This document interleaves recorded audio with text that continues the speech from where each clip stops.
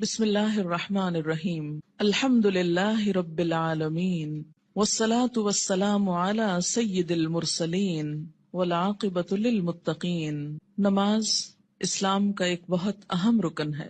اللہ تعالیٰ کی یاد اور اللہ تعالیٰ سے تعلق قائم کرنے کا بہت بڑا ذریعہ ہے۔ نبی اکرم صلی اللہ علیہ وسلم نے نماز کو اپنی آنکھوں کی ٹھنڈک قرار دیا۔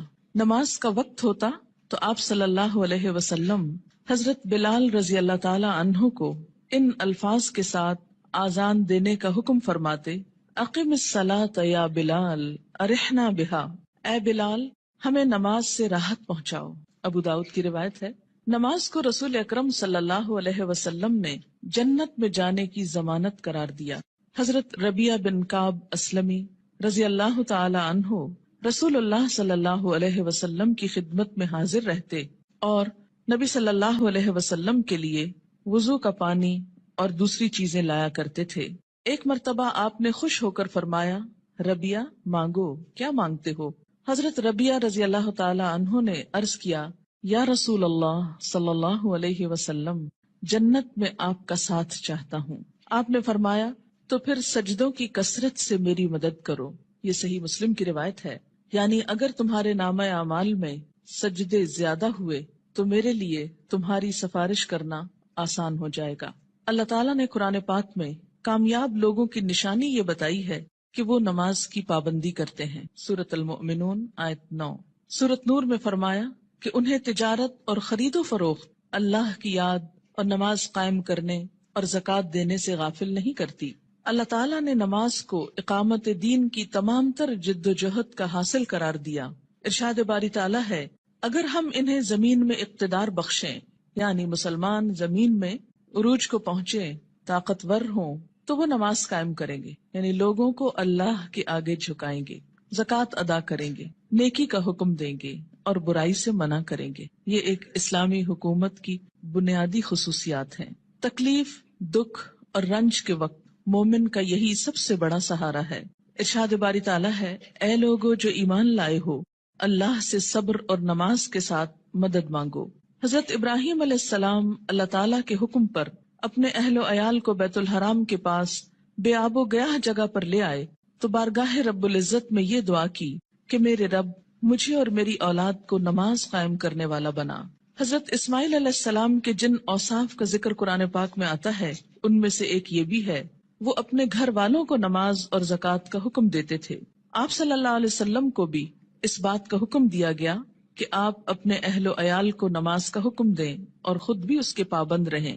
قرآن کریم سے ہدایت حاصل کرنے والے خوش نصیب لوگوں کی اللہ تعالیٰ نے جو نشانیاں بتائی ہیں ان میں سے ایک نشانی یہ بھی ہے کہ وہ نماز قائم کرنے والے لوگ ہیں۔ ذالک الکتاب لا ریب فیہ ھدی للمتقین الذین یؤمنون بالغیب ویقیمون الصلاۃ۔ نماز میں غفلت، کاہلی اور سستی سے کام لینے کو اللہ تعالیٰ نے منافقین کی نشانی بتایا ہے کہ اذا قاموا الی الصلاۃ قاموا کسالی، کہ منافق جب نماز کے لیے اٹھتے ہیں تو سستی کے ساتھ اٹھتے ہیں۔ یراؤن الناس، محض لوگوں کو دکھانے کے لیے، ولا یذکرون اللہ الا قلیلا، اور اللہ کو بہت کم ہی یاد کرتے ہیں، یعنی ان کو نمازوں میں بھی خدا یاد نہیں آتا۔ سورۃ ماعون میں اللہ تعالیٰ نے ان نمازیوں کے لیے ہلاکت اور تباہی بتائی جو نماز کے معاملے میں غفلت اور بے پرواہی سے کام لیتے ہیں۔ فویل للمصلین الذین هم عن صلاتهم ساہون۔ قرآن پاک میں اللہ تعالیٰ نے اقوام کی تباہی اور ہلاکت کا اصل سبب ترک نماز بتایا۔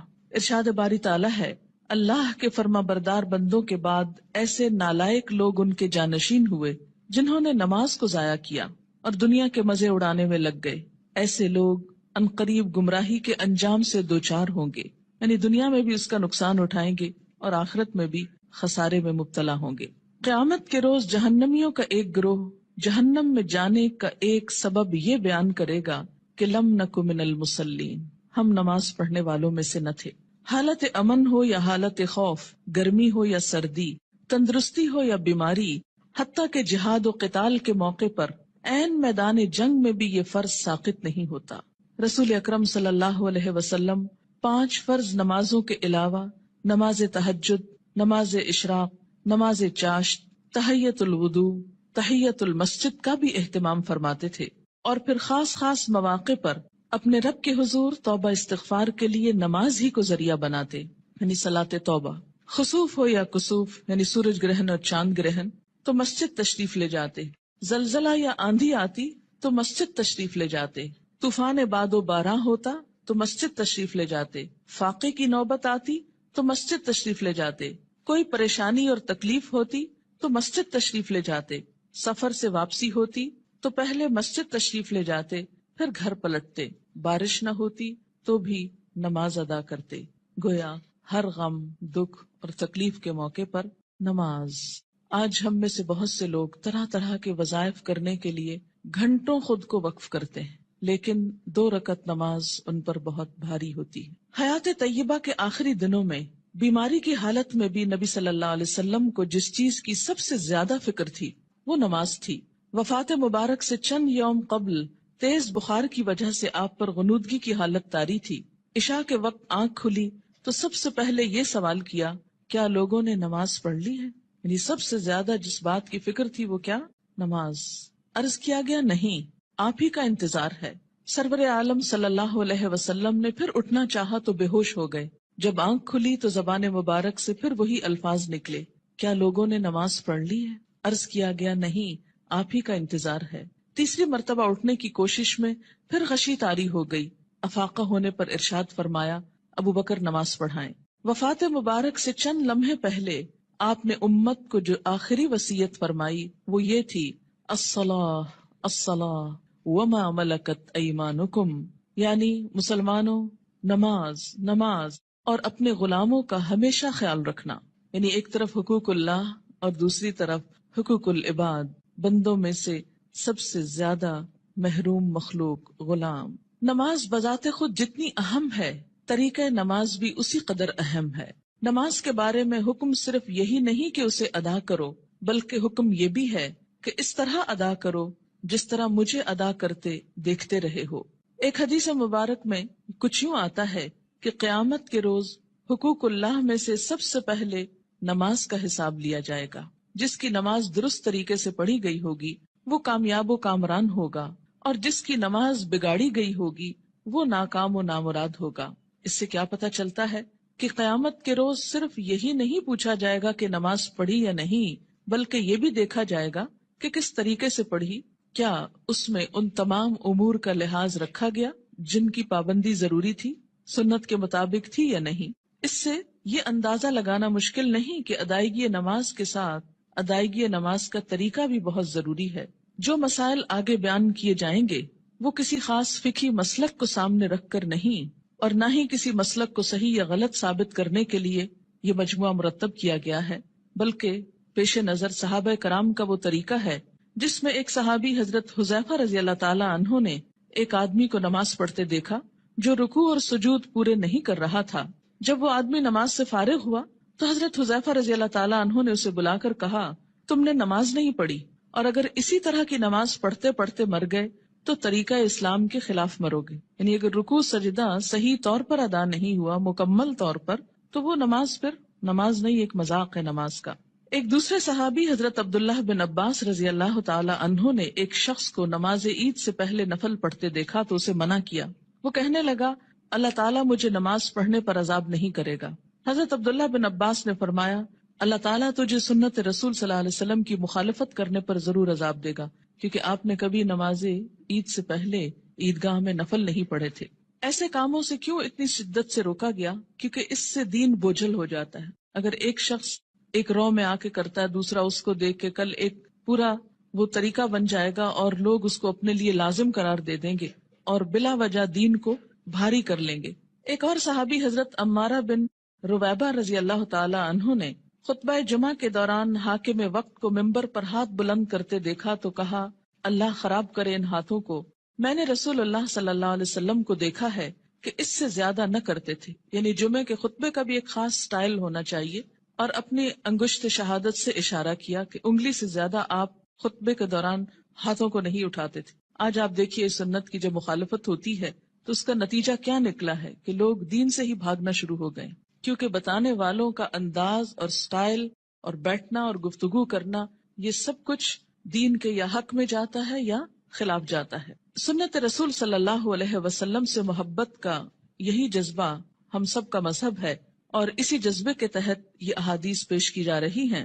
صحابہ کرام کے مذکورہ بالا طرز عمل سے یہ بھی معلوم ہوتا ہے کہ جن مسائل کو ہم فروعی، اختلافی اور غیر اہم سمجھتے ہوئے نظر انداز کر دیتے ہیں، صحابہ کرام کے نزدیک ان کی کتنی اہمیت تھی۔ حقیقت یہ ہے کہ جو شخص رسول اللہ صلی اللہ علیہ وسلم کے اس فرمان مبارک سے آگاہ ہے، من رغب عن سنتی فلیس منی، یعنی جس شخص نے میری سنت اختیار کرنے سے گریز کیا وہ مجھ سے نہیں، وہ کسی بھی سنت کو معمولی اور غیر اہم سمجھ کر نظر انداز کرنے کی جسارت نہیں کر سکتا۔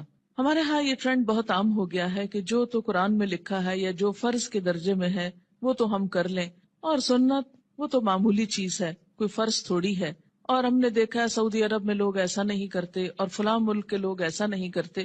تو یاد رکھیے کہ ہمارے لیے نہ سعودی عرب کے لوگ کوئی مثال ہیں اور نہ کسی اور ملک کے، ہمارے لیے تو مثال 1400 سال پیچھے جاتی ہے نبی اکرم صلی اللہ علیہ وسلم کی ذات میں۔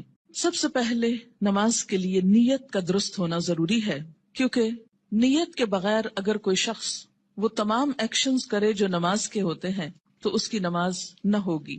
کسی بھی عمل کے اجر و ثواب کا دار و مدار نیت پر ہے۔ حضرت عمر بن خطاب رضی اللہ تعالی عنہ کہتے ہیں، میں نے رسول اللہ صلی اللہ علیہ وسلم کو فرماتے ہوئے سنا کہ اعمال کا دار و مدار نیت پر ہے، ہر شخص کو وہی ملے گا جس کی اس نے نیت کی، لہٰذا جس نے دنیا حاصل کرنے کی نیت سے ہجرت کی اسے دنیا ہی ملے گی، جس نے کسی عورت سے نکاح کرنے کی غرض سے ہجرت کی اسے عورت ہی ملے گی، بس مہاجر کی ہجرت کا صلہ وہی ہے جس کے لیے اس نے ہجرت کی۔ یعنی ہجرت جیسا بڑا نیکی کا کام بھی زیادہ فائدہ مند نہیں اگر اللہ کے لیے نہ ہو۔ فتنہ دجال سے بھی بڑا فتنہ دکھاوے کی نماز ہے، دکھاوے کی نماز۔ عن ابی سعید رضی اللہ عنہ قال خرج علینا رسول اللہ صلی اللہ علیہ وسلم ونحن نتذاکر المسیح الدجال فقال الا اخبرکم بما هو اخوف علیکم عندی من المسیح الدجال فقلنا بلا یا رسول اللہ صلی اللہ علیہ وسلم قال الشرک الخفی ان يقوم الرجل فيصلي فيزيد صلاته لما يرى من نظر رجل رواہ ابن ماجہ۔ حضرت ابو سعید رضی اللہ عنہ کہتے ہیں کہ ہم مسیح دجال کا ذکر کر رہے تھے، اتنے میں رسول اللہ صلی اللہ علیہ وسلم تشریف لائے اور فرمایا، کیا میں تمہیں دجال کے فتنے سے زیادہ خطرناک بات سے آگاہ نہ کروں؟ ہم نے عرض کیا، ضرور یا رسول اللہ صلی اللہ علیہ وسلم۔ آپ نے فرمایا، شرک خفی یعنی خفیہ شرک جس کو پروناؤنس نہ کیا جائے لیکن وہ دل میں چھپاؤ، یہ دجال سے بھی زیادہ خطرناک ہے، اور وہ یہ ہے کہ ایک آدمی نماز کے لیے کھڑا ہو اور نماز کو اس لیے لمبا کرے کہ کوئی آدمی اسے دیکھ رہا ہے، یعنی تنہائی میں نماز پڑھے تو چھوٹی سی پڑھ لے، قل هو اللہ پڑھ کے ختم کر دے، اور اگر لوگوں کے بیچ میں پڑھ رہا ہے، لوگوں کے ساتھ پڑھ رہا ہے تو صرف اس لیے لمبی کر دے کہ لوگ دیکھیں گے تو پھر ان کے نزدیک میں بہت نیک کہلاؤں گا۔ اسے شرک بھی کہا گیا، یعنی شرک خفی، اور اسے دجال کے فتنے سے زیادہ بدترین چیز قرار دیا گیا۔ اور یہ بندوں کو بھی دھوکہ دینا ہے اور اللہ کو بھی۔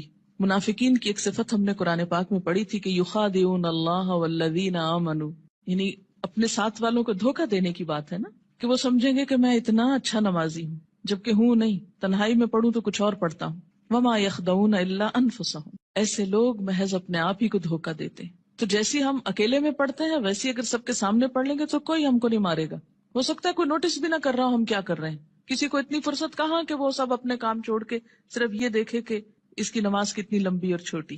یہ محض شیطان کا خیال ہوتا ہے جو ہمارے نیک عمل کو بھی برباد کر دیتا ہے۔ دکھاوے کی نماز شرک ہے۔ ان شداد ابن اوس رضی اللہ عنہ قال سمعت رسول اللہ صلی اللہ علیہ وسلم یقول من صلی یرائی فقد اشرک ومن صام یرائی فقد اشرک ومن تصدق یرائی فقد اشرک، رواہ احمد۔ حضرت شداد بن اوس رضی اللہ عنہ کہتے ہیں، میں نے رسول اللہ صلی اللہ علیہ وسلم کو فرماتے ہوئے سنا ہے، جس نے دکھاوے کی نماز پڑھی اس نے شرک کیا، جس نے دکھاوے کا روزہ رکھا اس نے شرک کیا، جس نے دکھاوے کا صدقہ کیا اس نے شرک کیا۔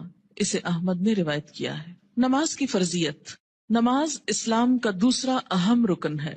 عن ابن عمر رضی اللہ عنہما قال قال رسول اللہ صلی اللہ علیہ وسلم بنی الاسلام علی خمس شہادت اللہ الہ الا اللہ وان محمدن رسول اللہ واقام الصلاۃ وایتاء الزکاۃ والحج وصوم رمضان رواہ البخاری۔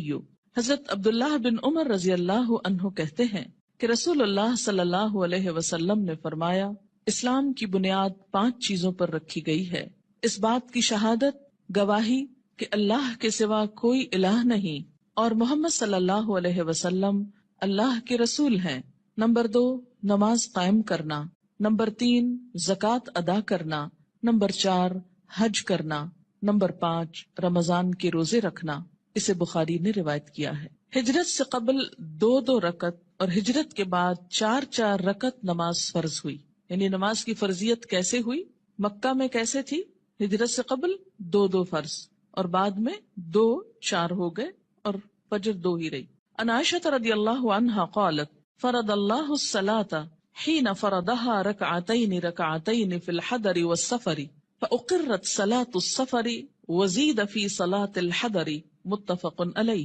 حضرت عائشہ رضی اللہ تعالی عنہا فرماتی ہیں، جب معراج کی رات اللہ تعالیٰ نے نماز فرض کی تو حضر و سفر، حضر کہتے ہیں حاضر ہونا، گھر میں رہنا، دونوں کے لیے 2 رکعت نماز فرض کی، بعد میں سفر کی نماز 2 رکعت برقرار رکھی گئی اور حضر کی نماز میں اضافہ کر دیا گیا۔ اسے بخاری اور مسلم نے روایت کیا ہے۔ نماز کی فضیلت، روزانہ باقاعدگی سے 5 نمازیں ادا کرنے سے تمام صغیرہ گناہ معاف ہو جاتے ہیں۔ عن ابی ہریرہ رضی اللہ عنہ قال قال رسول اللہ صلی اللہ علیہ وسلم ارأیتم لو ان نہرا بباب احدکم یغتسل فیہ کل یوم 5 ما تقول ذلك یبقی من درنہ قالوا لا یبقی من درنہ شیئا قال فذلك مثل الصلوات الخمس یمحو اللہ بها الخطایا متفق علیہ۔ حضرت ابو ہریرہ رضی اللہ تعالی عنہ کہتے ہیں، رسول اللہ صلی اللہ علیہ وسلم نے فرمایا، تمہارا کیا خیال ہے اگر تم میں سے کسی کے دروازے پر نہر بہتی ہو اور وہ اس نہر میں ہر روز 5 مرتبہ نہائے تو کیا اس کے بدن پر کوئی میل کچیل باقی رہ جائے گا؟ صحابہ کرام نے عرض کیا، نہیں، کسی قسم کا میل کچیل باقی نہیں رہے گا۔ آپ صلی اللہ علیہ وسلم نے فرمایا، یہی 5 نمازوں کی مثال ہے، اللہ تعالیٰ ان نمازوں کے ذریعے گناہ مٹا دیتا ہے۔ اسے بخاری اور مسلم نے روایت کیا ہے۔ یاد رکھیے کہ کچھ گناہ ایسے ہوتے ہیں کہ جن کو نیکیاں مٹاتی چلی جاتی ہیں۔ ان الحسنات یذہبن السیئات، اس میں کیا چیز آتی ہے؟ مثلا آپ کے ہاتھوں کو ڈسٹ اور چھوٹی موٹی گندگی لگ جاتی ہے کام کرتے ہوئے، جب آپ پانی سے دھوتے ہیں تو وہ ڈسٹ خود بخود بہہ جاتی۔ کچھ چکنائی وغیرہ کے داغ ایسے ہوتے ہیں کہ جو صرف پانی سے نہیں دھلتے، اس کے لیے آپ کو صابن استعمال کرنا پڑتا ہے۔ کچھ داغ ایسے ہوتے ہیں پینٹ وغیرہ کے کہ جو صرف پانی اور صابن سے نہیں دھلتے، ان کے لیے آپ کو مخصوص قسم کا سولوشن استعمال کرنا ہوتا ہے جو ان دھبوں کو دور کر دے۔ اسی طرح روحانی نجاستیں اور گناہ، ان کی بھی کچھ قسمیں ایسی ہیں کہ جو خود بخود نیکیوں سے مٹتی چلی جاتی ہیں، کچھ کے لیے عبادات کفارے کا ذریعہ بنتی ہیں، لیکن کچھ گناہ ایسے ہیں کہ جن کے داغ بہت سخت ہیں اور ان کے لیے خصوصی عمل، توبہ، استغفار، ان گناہوں کا کفارہ اور مداوع ضروری ہوتا ہے۔ جب تک ان پہ مثلاً حد جاری نہ ہو جائے یا کفارہ نہ دے دیا جائے یا بطور خاص اس کی توبہ اور اصلاح نہ کر لی جائے تو وہ گناہ معاف نہیں ہوتے۔ تو اسی لیے اس حدیث کا یہ جو معنی کیا گیا ہے یمحو اللہ بها الخطایا، تو خطایا سے مراد کیا ہے؟ عام چھوٹے موٹے گناہ جو انسان ہونے کے ناطے بھول چوک کر اچانک انسان سے سرزد ہو جاتے ہیں۔ آپ منہ سے کچھ کہنے چلے تھے، کچھ اور کہہ بیٹھے، آپ کی نیت نہیں تھی، ارادہ نہیں تھا، اچانک ہی کچھ ہو گیا، پھر احساس ہوتا ہے، پھر آپ دوبارہ اس کی اصلاح کرتے ہیں، لیکن بسا اوقات وہ بھی بھول جاتے ہیں۔ تو ایسے میں کیا ہے کہ جو چیزیں انجانے میں نہ چاہتے ہوئے انسان سے ہو جائیں تو اللہ تعالیٰ انسان کے گناہوں کو مختلف عبادات کے ذریعے دھوتا رہتا ہے۔ نماز گناہوں کی آگ کو ٹھنڈا کرتی ہے۔ عن انس بن مالک رضی اللہ عنہ قال قال رسول اللہ صلی اللہ علیہ وسلم ان للہ ملکا ینادی عند کل صلاة یا بنی آدم قوموا الى نیرانکم التی اوقدتموها فاطفئوها رواہ الطبرانی فی الاوسط۔ حضرت انس بن مالک رضی اللہ تعالی عنہ کہتے ہیں، رسول اللہ صلی اللہ علیہ وسلم نے فرمایا، ہر نماز کے وقت اللہ تعالیٰ کا مقرر کردہ فرشتہ پکارتا ہے، لوگو اٹھو اس آگ کو بجھانے کے لیے جسے تم نے اپنے گناہوں سے جلایا ہے. یعنی انسان کے گناہ انسان کے لیے جہنم کی آگ تیار کرتے ہیں، لیکن جب انسان نماز پڑھتا ہے آگ بجھ جاتی. 5 نمازیں باقاعدگی سے ادا کرنے والا قیامت کے دن صدیقین اور شہداء کے ساتھ ہوگا.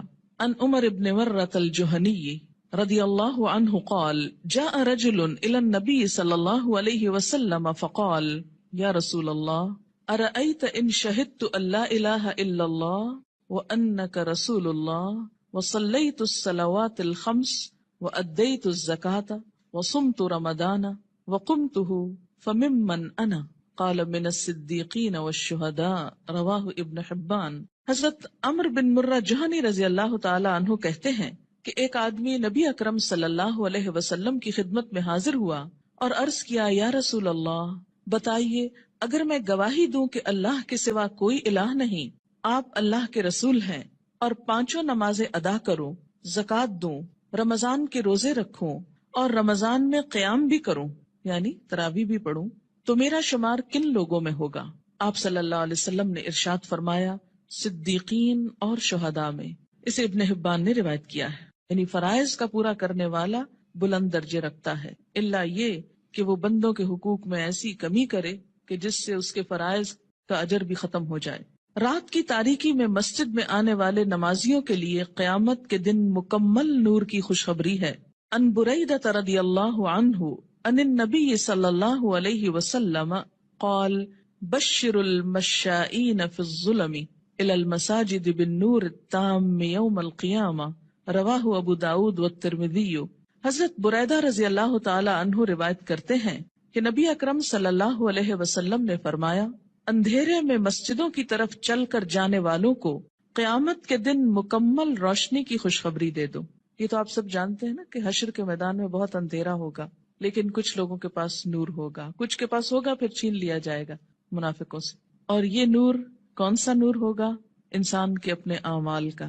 اور اس نور کو بڑھانے والی چیز نماز ہے، اور خصوصاً رات کے اندھیرے میں مسجد جانے والوں کے لیے خوشخبری ہے.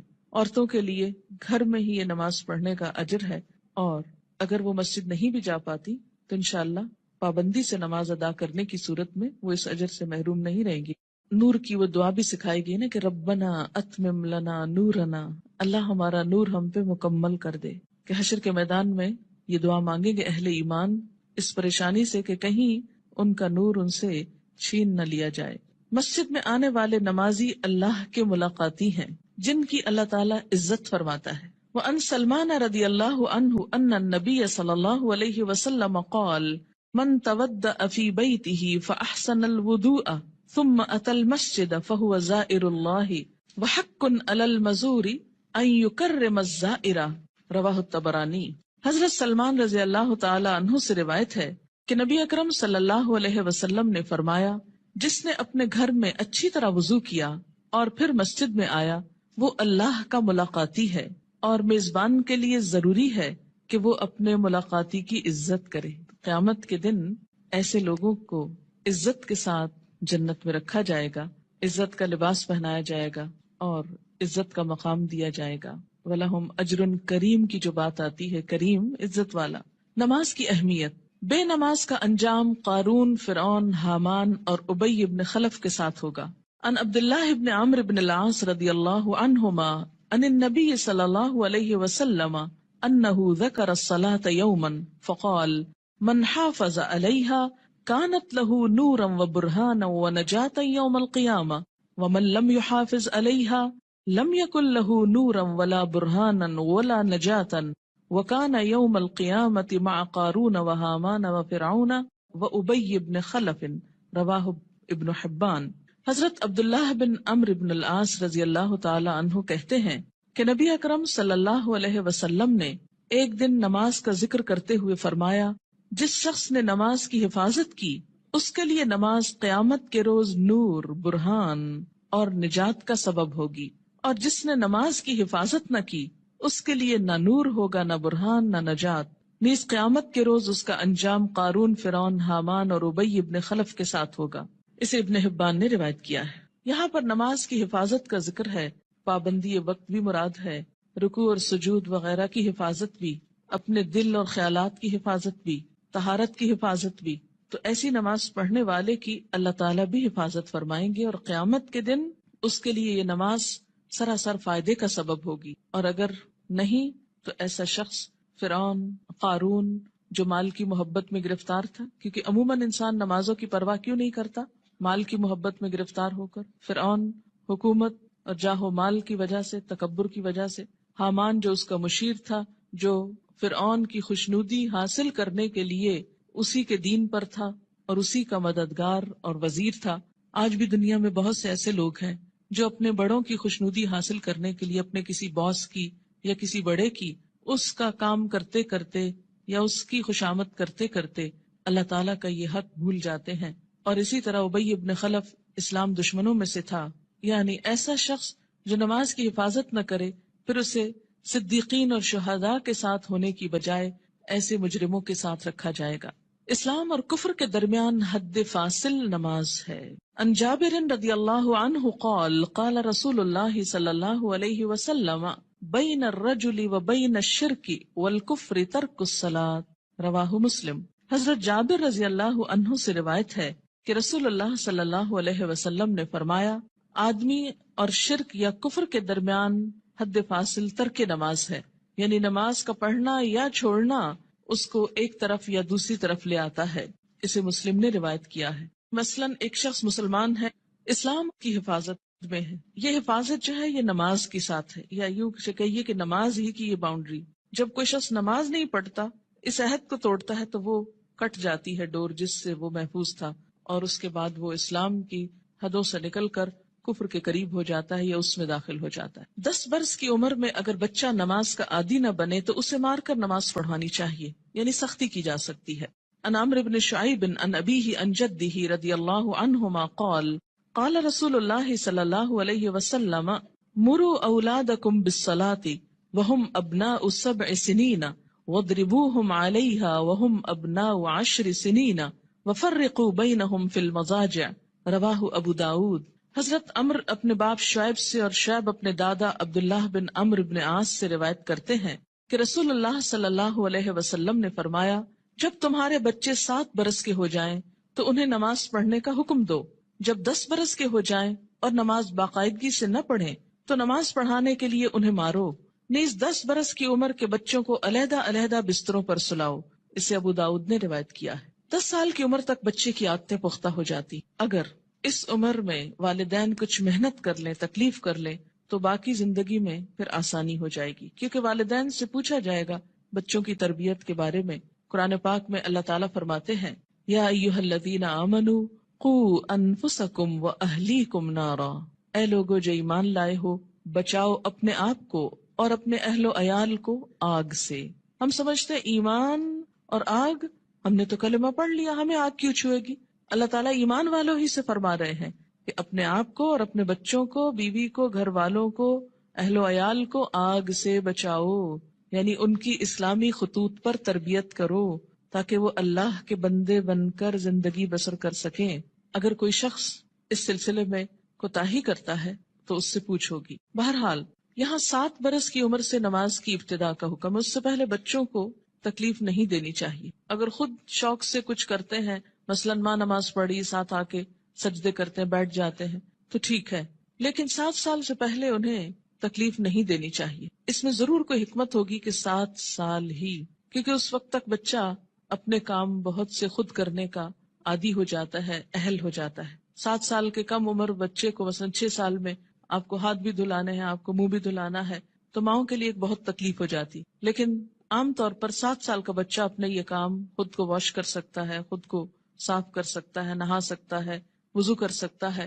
تو 7 سال کی عمر میں ابتدا کی جائے اور 3 سال تک نرمی سے اسے نماز کا عادی بنایا جائے. جب 10 سال کا ہو جائے تو پابندی شروع کرا دی جائے، اور اب اگر پابندی نہ کرے تو سختی کی جائے. لیکن انشاءاللہ جو 7 سال سے ابتدا کرا دے گا اس کو 10 سال میں سختی کی ضرورت نہیں رہے گی، اور اس میں آپ پھر تدریج سے کام لے سکتے ہیں.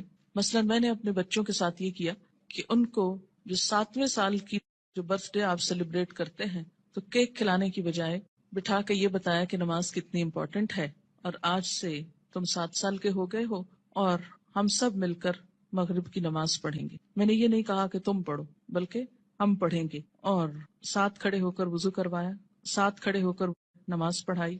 اس سے بچے کو کچھ بھی مشکل نہیں ہوئی۔ نماز سے پہلے وضو ایک مشکل کام ہوتا ہے، جو وہ مرحلہ پار کر جائے اس کے لیے اگلا مرحلہ آسان ہو جاتا ہے۔ تو مائیں اگر وضو کرتے وقت تھوڑا سا وقت 5-7 منٹ لگائیں اور ساتھ وضو کرائیں، اس سے وضو کی بھی اصلاح ہوگی انشاءاللہ، کہ دیکھا جائے گا کہ وہ اپنے کپڑے تو نہیں بھگو رہے یا باتھ روم تو نہیں بھگو رہے، کیونکہ بہت دفعہ دیکھنے میں آتا ہے اب تک کہ بچے تو کیا، بڑے بڑے میچور لوگ جب کسی واش روم سے نکلتے ہیں تو سارا واش روم یوں لگتا ہے جیسے کوئی نہا کے نکلا ہو یہاں سے۔ کبھی سمجھ نہیں آئی کہ اس قدر پانی گرانے کی، کہ جو سنک سے باہر زمین پر بھی پورا پھیل جائے اور کپڑے بھی اور سب کچھ گندا کرے، اس کی آخر کیا وجہ ہے اور اس کی ضرورت کیا ہے؟ جب ہم وضو کرتے ہیں تو نہاتے تو نہیں ہیں، لیکن منظر باتھ روم میں نہانے کا ہی نظر آتا ہے۔ خیر، اب دیکھیں کہ بچوں کو جب وضو کرائیں تو اس وقت بھی انہیں بتائیں کہ پانی بہت نہیں استعمال کرنا، اور کس طریقے سے وہ کریں گے انشاءاللہ اس کا طریقہ آگے پورا آئے گا، آپ اپنا سب چیک کر لیجئے، بچوں کا بھی کر لیجئے۔ پھر اس کے بعد یہ کہ ساتھ کھڑا کر کے نماز پڑھیں، کیونکہ تنہا نماز پڑھنے میں کوتاہی ہوتی ہے، مشکل لگتی ہے۔ جب ساتھ ماں ہوتی ہے تو بچے کو بہت ڈھارس ہوتی اور آسانی سے نماز پڑھ لیتا ہے۔ 1 آدھ مہینہ آپ صرف ایک ہی نماز پڑھائیں، پھر اس کے بعد عصر کی ساتھ شروع کر لیں، پھر ظہر کی کر لیں، ظہر میں اگر صرف فرض بھی پڑھ لیں تو کافی ہے، پھر اسی طرح عشاء پر لے آئیں، پھر فجر پر۔ 10 سال کی عمر تک اگر وہ اپنی مرضی سے فجر اٹھ کے پڑھ لیتے ہیں تو کوئی بات نہیں، لیکن 10 سال کے بعد پھر فجر سورج نکلنے سے پہلے، اور پھر آہستہ آہستہ سنت کی رغبت بھی۔ فجر کی تو سنت خیر پڑھی ہی جائے گی، لیکن باقی نمازوں میں آہستہ آہستہ رغبت، حتیٰ کہ جب بالغ ہوں، 12 سال 13 14، مختلف بچوں کی مختلف بلوغت کی عمر ہوتی ہے، تو اس وقت پھر ان کو دین کی ایسی باتیں ساتھ پڑھائیں کہ جس سے ان کے دل میں سنت پڑھنے کی، نفل پڑھنے کی محبت پیدا ہو جائے، اور وہ نماز سے بھاگے نہیں بلکہ نماز سے محبت کرے، ایسی ہی جیسے اللہ کے رسول صلی اللہ علیہ وسلم فرماتے تھے، اٹھو بلال، نماز قائم کرو اور ہمیں راحت پہنچاؤ، کہ نماز ایک خوشی کی خبر بن جائے، نہ کہ ایک پریشانی کی۔ اور اس میں تھوڑی سی محنت کی ضرورت ہے۔ اگر کوئی بچہ محنت کے باوجود، کوشش کے باوجود نہ پڑھنے کی طرف آئے تو پھر خصوصی طور پر دعا مانگے، نفل حاجت کے پڑھ کر خصوصی دعا بچے کے لیے مانگے کہ اللہ تعالیٰ اس کے لیے یہ کام آسان کر دے اور اس کے دل میں یہ محبت پیدا کر دے۔ آپ دیکھیں کہ اگر آپ بچوں کو نماز کا عادی کر دیں گے تو آپ کو کتنا فائدہ ہے، کہ ہر نماز میں جب وہ پڑھیں گے ربنا اغفر لی ولوالدی، یعنی ہر نماز کے اندر وہ آپ کے لیے دعائیں کریں گے، ربنا اغفر لی ولوالدی، اللہ مجھ کو معاف کر دے اور میرے والدین کو کر دے۔ مفت کی دعائیں ملتی جائیں گی ساری زندگی، دنیا سے چلے بھی جائیں تو پیچھے سے بچے دعائیں کریں گے، ورنہ الگ سے کس کو یاد رہتا ہے کہ وہ دعا کرے۔ اور ایسے ہی بچے پھر ماں باپ کے لیے صدقہ جاریہ ہو جاتے ہیں۔ صرف نماز عصر کا فوت ہونا ایسا ہے جیسے کسی کا مال اور اہل و عیال لٹ جائے۔ عن ابن عمر رضی اللہ عنہما قال قال رسول اللہ صلی اللہ علیہ وسلم الذي تفوته صلاة العصر فكأنما وتر أهله وماله، متفق علیہ۔ حضرت عبداللہ بن عمر سے روایت ہے، رسول اللہ صلی اللہ علیہ وسلم نے فرمایا، جس شخص کی نماز عصر فوت ہو جائے اس کی حالت اس شخص کی طرح ہے جس کا اہل و عیال اور مال و اسباب ہلاک ہو گیا ہو۔ صرف نماز عصر قضا کرنا ایسا ہے گویا کسی کا گھر گر جائے، بال بچے سب مر جائیں اس میں، اور پورا مال بھی تباہ ہو جائے، یا گھر والوں سمیت گھر کو آگ لگ جائے اور ہر چیز راکھ ہو جائے۔ ایسا حادثہ اگر کہیں ہو جائے تو انسان دنوں یاد رکھتا ہے، لیکن نماز قضا کر کے کتنا دکھ اور تکلیف ہم محسوس کرتے ہیں وہ ہم سب اپنے دلوں سے پوچھ سکتے ہیں۔ یہ نقصان دنیا میں نظر نہیں آتا اس لیے دکھ بھی نہیں ہوتا، آخرت کے دن یہ نقصان نظر آئے گا اور تلافی کی کوئی صورت نہ ہوگی، کوئی موقع نہ ہوگا۔ اچھا، یہ جو حدیث ہے یہ بخاری اور مسلم نے روایت کی ہے، یعنی متفق علیہ حدیث ہے، یعنی کوئی ایسی کھیل مذاق کی بات نہیں ہے کہ ایسے ڈرا رہے۔ نماز سے غفلت کی سزا۔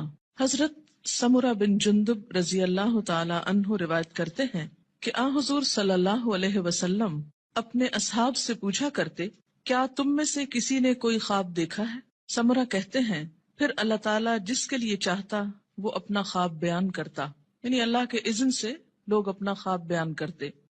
ایک دن صبح کے وقت ایسا ہوا، آن حضرت صلی اللہ علیہ وسلم نے فرمایا، گزشتہ رات کو میرے پاس دو فرشتے آئے، جبرائیل اور میکائیل علیہ السلام. دونوں نے مجھ کو اٹھایا اور کہنے لگے چلو. میں ان کے ساتھ چلا. ایک آدمی کے پاس پہنچے جو کروٹ پر لیٹا ہے، یعنی پہلو پہ لیٹا ہوا ہے، اور دوسرا شخص جو ایک فرشتہ ہے پتھر لیے ہوئے اس کے سر پہ کھڑا ہے. وہ کیا کرتا ہے؟ جھک کر پتھر سے اس کا سر کچل ڈالتا ہے. یعنی کھڑا آدمی جھک کر پتھر سے سر کچلتا ہے اور پتھر ڈھلک کر ادھر آ جاتا ہے. یعنی جب وہ پھینکتا ہے سر کچل کر پتھر دوسری طرف چلا جاتا ہے. وہ شخص پتھر کو سنبھالنے کے لیے جاتا ہے، دوسری طرف جا کے پتھر اٹھاتا ہے، اور جب پتھر لے کر آتا ہے تو اس لیٹے ہوئے شخص کا سر جڑ کر جیسے پہلے تھا ویسے ہی ہو چکا ہوتا ہے. پھر وہ پتھر مار کر اس کا سر کچلتا ہے. ایسا ہی پھر برابر ہوتا رہتا ہے کہ مارا جاتا ہے، سر کچلا جاتا ہے، جب تک پتھر کو دوبارہ اٹھایا جاتا ہے سر پھر درست ہو جاتا ہے، پھر مارا جاتا ہے. یہ بار بار سر کا درست ہونا اور بار بار مارا جانا یہ دراصل عذاب کی شدت کی طرف اشارہ ہے. میں نے کہا، کس نے؟ نبی صلی اللہ علیہ وسلم نے ان فرشتوں سے پوچھا، سبحان اللہ، یہ دونوں کون ہیں؟ انہوں نے کہا چلو، یعنی ابھی نہیں پوچھو. ہم پھر چل پڑے اور ایک شخص پر پہنچے جو سیدھا لیٹا ہوا ہے، چت لیٹا ہوا ہے، اور اس کے پاس ایک اور شخص لوہے کی سنی لیے ہوئے کھڑا ہے، یعنی لوہے کا ایک ہیمر سا. وہ کیا کرتا ہے؟ اس کے منہ کے ایک طرف جا کر اس کا گل پھڑا گدی تک پھاڑ ڈالتا ہے، یعنی منہ کے اندر سے، اور نتنے اور آنکھ کو بھی اسی طرح گدی تک چیر دیتا ہے، نتنے کو بھی، آنکھ کو بھی، منہ کو بھی. پھر منہ کی دوسری طرف جا کر بھی ایسا ہی کرتا ہے، اور جب ایک طرف کا چیرتا ہے تو دوسری طرف جا کر بھی ایسا ہی کرتا ہے، اور جب ایک طرف چیر چکا ہوتا ہے تو دوسری طرف بالکل درست ہو چکی، نہیں پہلے ایک طرف پھر دوسری طرف، اتنے میں پہلا درست ہو چکا ہوتا ہے، اور پھر وہ اسی طرح اس کو چیرتا ہے، پھر وہ درست ہو جاتا ہے. ایسا ہی برابر ہو رہا ہے. میں نے اپنے ساتھ والے فرشتوں سے پوچھا، سبحان اللہ، یہ دونوں کون ہیں؟ انہوں نے کہا چلو چلو، یعنی ابھی آگے چلتے ہیں، ابھی نہ پوچھو. خیر پھر ہم تینوں چلے. ایک گڑھے پر پہنچے جو تندور کی طرح تھا. سمرہ بن جندب رضی اللہ تعالی عنہ کہتے ہیں، میں سمجھتا ہوں کہ حضور صلی اللہ علیہ وسلم نے یہ بھی فرمایا، اس تندور میں غل اور شور ہو رہا تھا. ہم نے جو جھانک کر دیکھا تو اس میں مرد اور عورتیں ہیں، لیکن سب ننگے، اور جب ان کے نیچے سے آگ کی لپٹ ان پر آتی ہے تو چلاتے ہیں. میں نے اپنے ساتھ والے فرشتوں سے پوچھا، یہ کون لوگ ہیں؟ انہوں نے کہا چلو، یعنی ابھی آگے چلتے ہیں. خیر پھر ہم تینوں چلے اور ایک ندی پر پہنچے. سمرہ کہتے ہیں، میں سمجھتا ہوں کہ حضرت صلی اللہ علیہ وسلم نے فرمایا، اس کا پانی، ندی کا پانی خون کی طرح سرخ تھا، اور ایک شخص اس ندی میں تیر رہا تھا. ندی کے کنارے ایک اور شخص کھڑا تھا جس نے اپنے سامنے بہت سے پتھر اکٹھے کر رکھے تھے. یہ شخص جو ندی میں تیر رہا تھا، تیرتے تیرتے اس کنارے والے شخص کے پاس آتا اور اپنا منہ کھول دیتا. وہ اس کے منہ میں ایک پتھر دے دیتا، پھر ندی میں چل دیتا، پھر لوٹ کر آتا تو کنارے والا شخص ایک اور پتھر اس کے منہ میں دے دیتا. غرض جب وہ لوٹ کر آتا یہی ہوتا. میں نے اپنے ساتھ والے فرشتوں سے پوچھا، یہ دونوں کون ہیں؟ انہوں نے کہا چلو چلو چلو، چلتے ہیں. خیر پھر ہم تینوں چلتے چلتے ایک نہایت بدصورت بد شکل مرد کے پاس پہنچے، بہت ہی بدصورت جو تم نے کبھی بھی دیکھا ہو. وہ کیا کر رہا تھا؟ آگ سلگا رہا تھا اور اس کے گرد دوڑ رہا تھا. میں نے اپنے ساتھ والے فرشتوں سے پوچھا، یہ کون ہے؟ انہوں نے کہا چلو چلتے ہیں. پھر ہم تینوں چلے. چلتے چلتے ایک بہت گھنے سبز باغیچے پر پہنچے. اس میں ہمہ قسم کے پھول تھے، یعنی ہر طرح کے پھول تھے. اس کے بیچوں بیچ ایک لمبے قد کا آدمی تھا، اتنا لمبا کہ مجھ کو اس کا سر دیکھنا مشکل ہو گیا، اور اس کے گرد بہت سے لڑکے جمع ہیں. اتنے لڑکے میں نے کبھی نہیں دیکھے. میں نے اپنے ساتھ والے فرشتوں سے پوچھا، یہ لمبا شخص کون ہے اور یہ لڑکے کون ہیں؟ انہوں نے کہا چلو چلتے ہیں، ابھی نہ پوچھو. خیر پھر ہم تینوں چلے اور ایک بڑے باغ پر پہنچے. ایسا بڑا باغ اور عمدہ باغ میں نے کبھی نہیں دیکھا. میرے ساتھ والے فرشتوں نے مجھ سے کہا، اس باغ میں ایک درخت تھا، اس پر چڑھ جا. ہم تینوں اس پہ چڑھ گئے اور جاتے جاتے ایک شہر پر پہنچے جو سونے چاندی کی اینٹوں سے بنایا گیا تھا. ہم نے اس شہر کے دروازے پر آ کر دروازے کو کھلوایا. دروازہ کھولا گیا، ہم اس کے اندر گئے. وہاں ہم کو ایسے آدمی ملے کہ ان کا آدھا دھڑ تو نہایت خوبصورت، بہت ہی خوبصورت جو کبھی تم نے دیکھا ہو، اور آدھا بدصورت. میرے ساتھ والے فرشتوں نے ان سے کہا، جاؤ اس ندی میں گر پڑو، غوطہ لگاؤ. وہاں ایک اور ندی دکھائی دی جو چوڑائی میں بہ رہی تھی. اس کا پانی دودھ کی طرح سفید تھا، غرض یہ آدمی اس ندی میں کود پڑے، پھر جو لوٹ کر ہمارے پاس آئے تو ان کی بدصورتی جاتی رہی، ان کا پورا جسم خوبصورت ہو گیا۔ اب میرے ساتھ والے فرشتے کہنے لگے یہ شہر جنت العدن ہے، قرآن پاک میں آتا ہے نا جنات و عدن، ہمیشہ رہنے والا باغ، ایور گرین، اور یہی تمہارا مقام ہے۔ میری آنکھ جو اوپر اٹھی تو کیا دیکھتا ہوں، ایک محل ہے سفید ابر کی طرح، یعنی بادل کی طرح۔ ان فرشتوں نے کہا یہ تمہارا گھر ہے۔ میں نے کہا اللہ تم کو برکت دے، مجھ کو چھوڑو میں اپنے گھر میں جاؤں۔ انہوں نے کہا نہیں، ابھی تم اس گھر میں نہیں جا سکتے، لیکن بعد میں تم اس میں داخل ہوگے۔ میں نے کہا اچھا خیر، اس رات کو میں نے جو عجیب عجیب باتیں دیکھی تو ان کی حقیقت بیان کرو۔ انہوں نے کہا ہاں، اب ہم تم سے ان کی حقیقت بیان کرتے ہیں۔ پہلا شخص جو تم نے دیکھا جس کا سر پتھر سے کچلا جا رہا تھا، یہ وہ شخص ہے جس نے قرآن سیکھ کر اس کو چھوڑ دیا تھا۔ فرض نماز کا وقت قضا ہو جاتا اور وہ سویا رہتا، یعنی ایک ہی شخص کے دو عیب تھے۔ نمبر ایک، قرآن سیکھ کر اس کو چھوڑ دیا، یعنی پھر ویسا ہی ہو گیا جیسے اس نے کبھی اس کو پڑھا ہی نہ تھا۔ اور دوسرا قصور، فرض نماز کا وقت قضا ہو جاتا اور وہ سویا رہتا، جیسے فجر کے وقت نہ اٹھنا خاص طور پر۔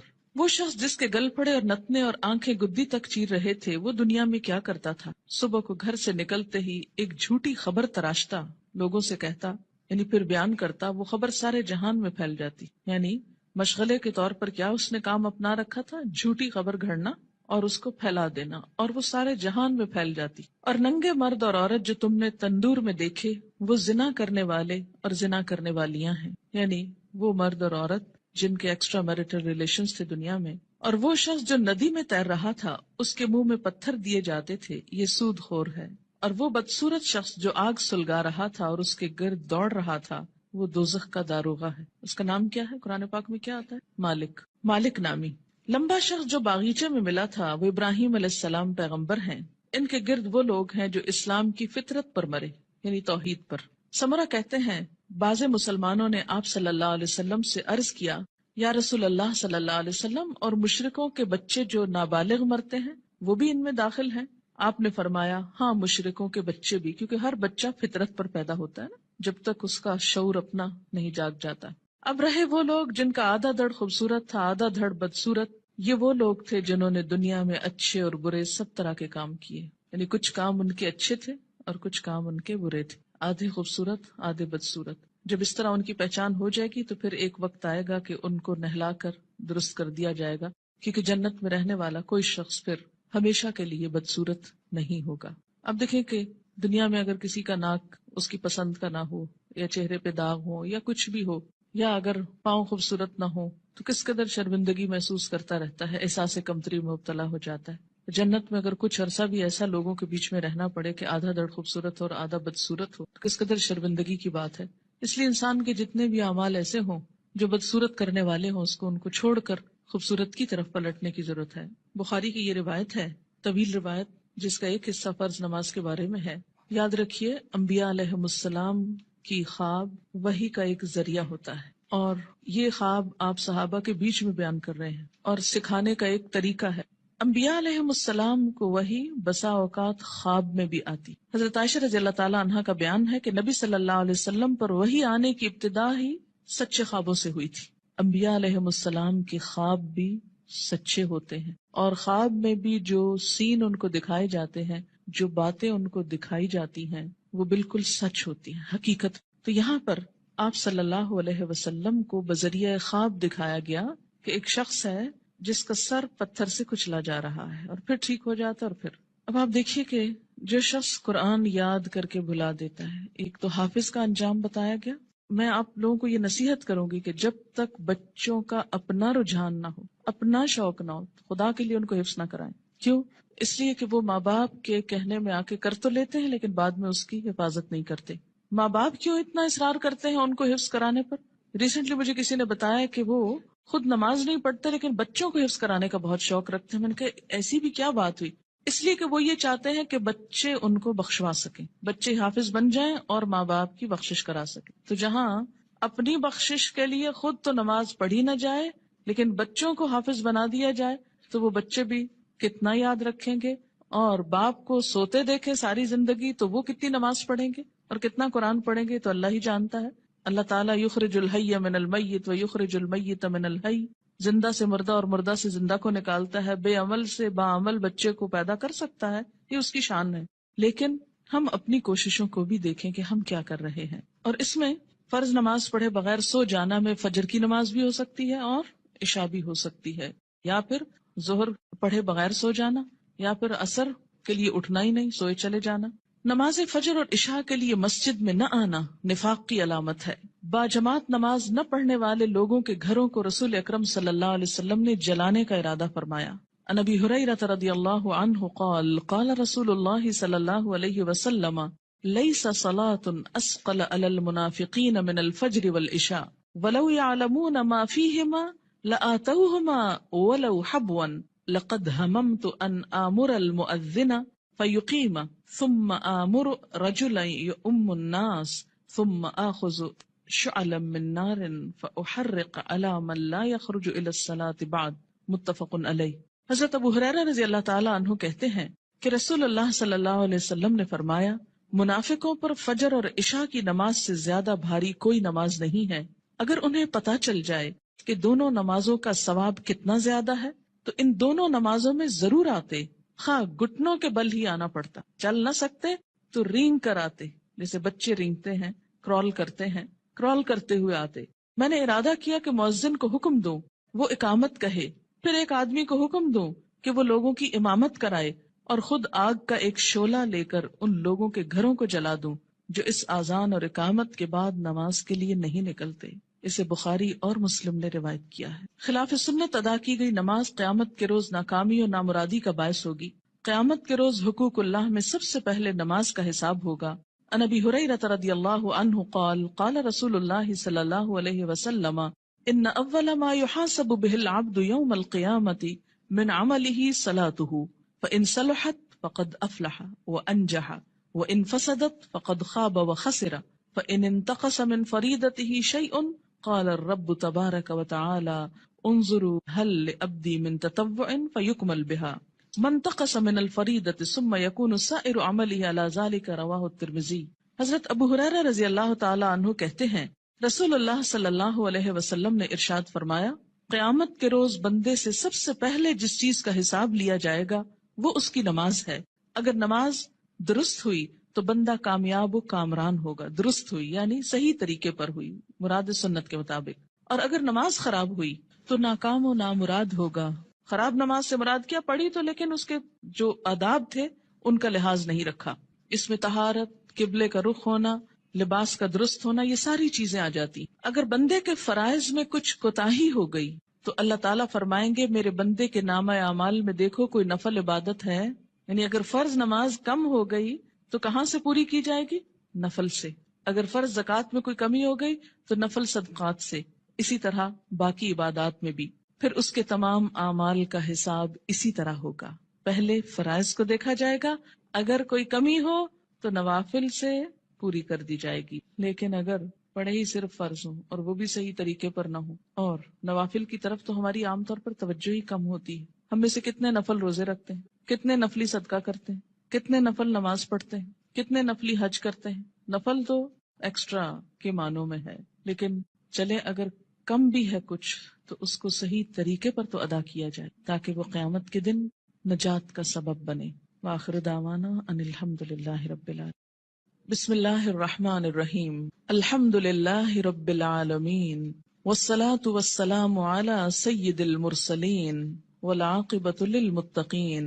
نماز اسلام کا ایک بہت اہم رکن ہے، اللہ تعالیٰ کی یاد اور اللہ تعالیٰ سے تعلق قائم کرنے کا بہت بڑا ذریعہ ہے۔ نبی اکرم صلی اللہ علیہ وسلم نے نماز کو اپنی آنکھوں کی ٹھنڈک قرار دیا۔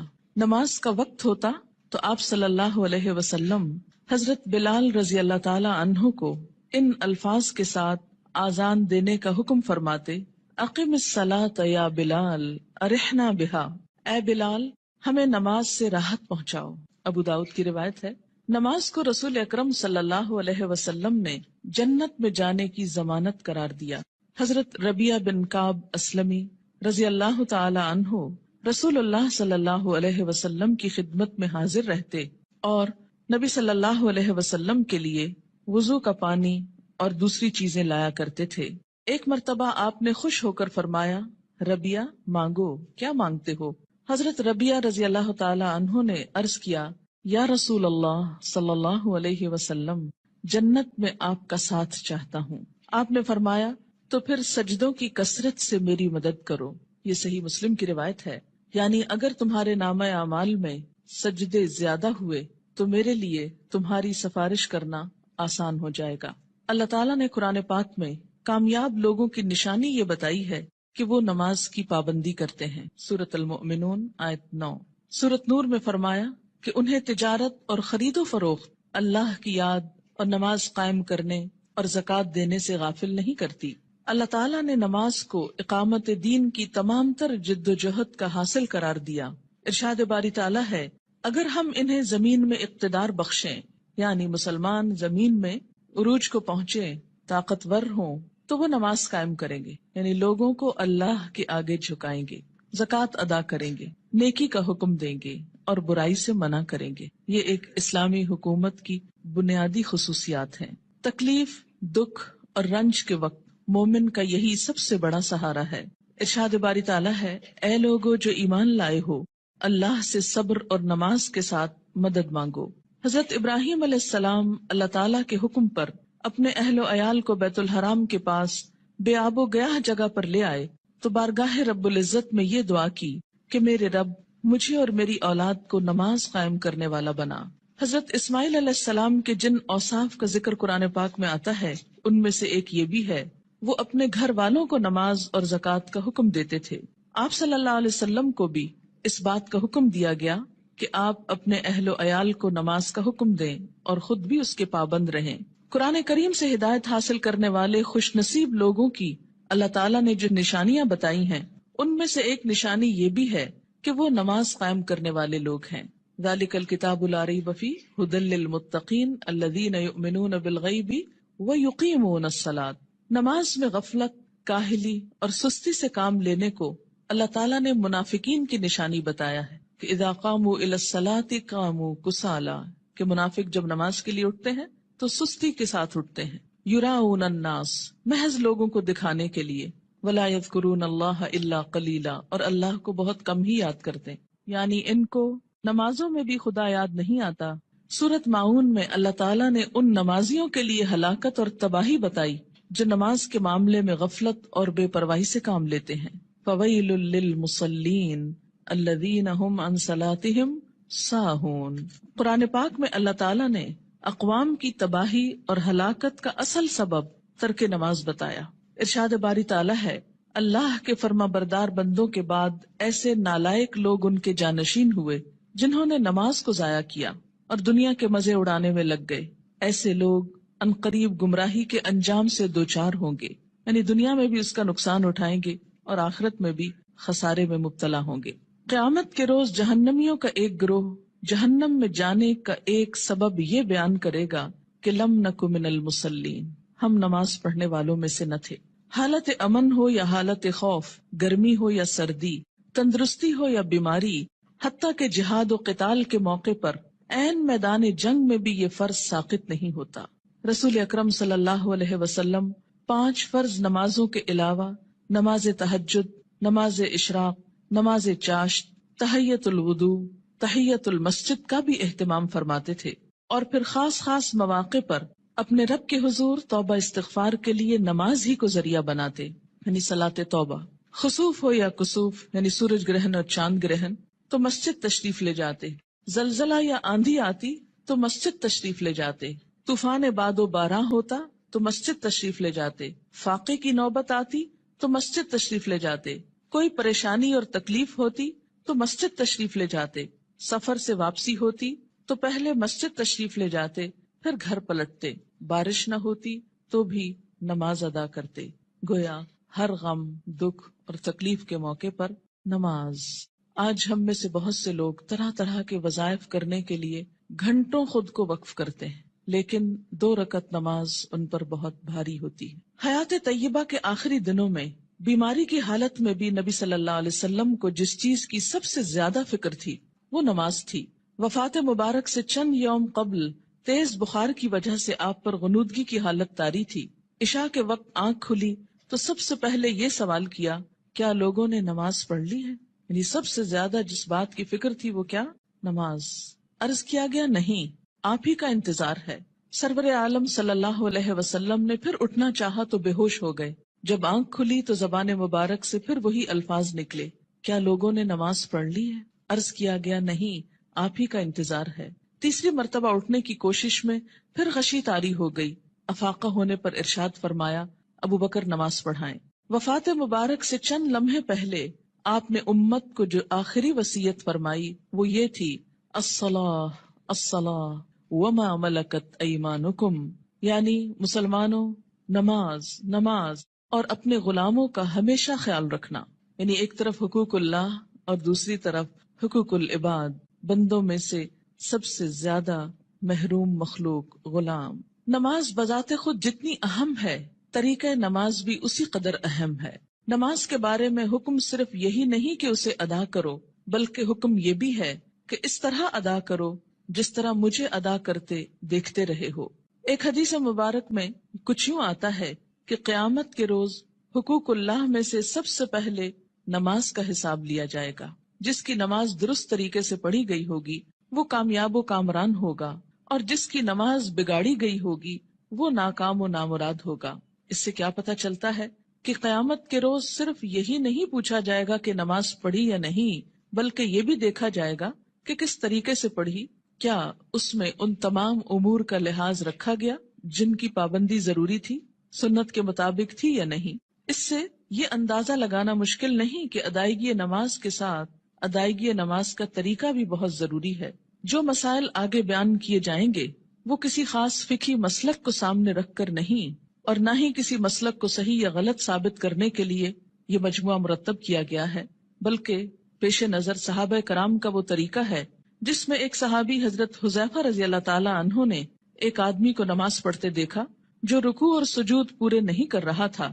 جب وہ آدمی نماز سے فارغ ہوا تو حضرت حذیفہ رضی اللہ تعالی عنہ نے اسے بلا کر کہا تم نے نماز نہیں پڑھی، اور اگر اسی طرح کی نماز پڑھتے پڑھتے مر گئے تو طریقہ اسلام کے خلاف مرو گے. یعنی اگر رکوع سجدہ صحیح طور پر ادا نہیں ہوا مکمل طور پر تو وہ نماز پھر نماز نہیں، ایک مذاق ہے نماز کا.